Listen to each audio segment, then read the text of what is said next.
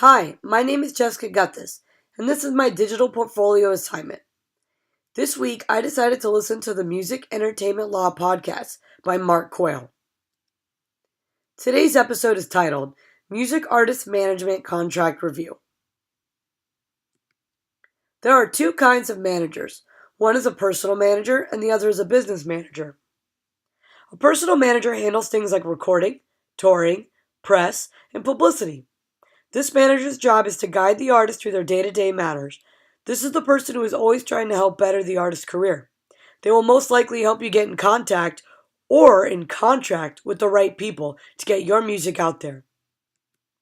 The business manager, on the other hand, just handles money. Their job is strictly to help advise the artist when it comes to financial decisions. Interesting fact, most artists don't get a business manager until they start making money because there really isn't a need for one unless making gross income. My favorite quote from this podcast was as followed: An artist manager should guide the artist with the artist's best interest at mind. When it comes to exclusivity, it is important for the artist to be exclusive to one manager.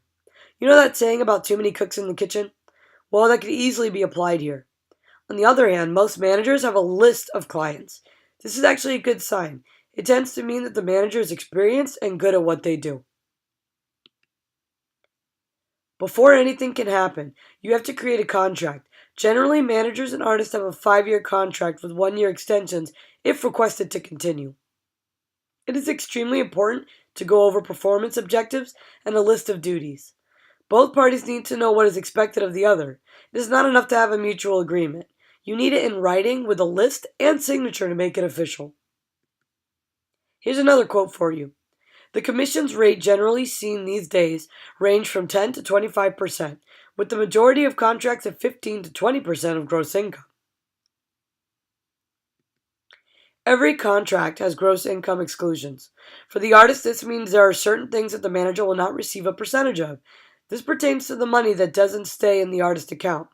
This is funding that is used to enhance their career. Things like tour support, promotion, video shoot, photo shoot, and recording session are as follows.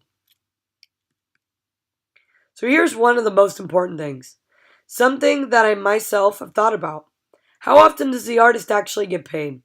In theory, the artist is going to give all of their income to the manager, who ironically is going to manage it. The answer depends on the contract, really. You have to get in writing how often you expect to get and receive income. So what did this podcast have to teach us, other than important facts that need to be brought up when creating an artist management contract? Well, he taught me how important it is to get it in writing. Something as self-explanatory as artist income, if not written and signed on the contract, could be liable. It really is important to work out a contract. It needs to benefit and protect you. That phrase, less is more, does not apply here. The more detail in this contract, the better. Thank you so much for listening.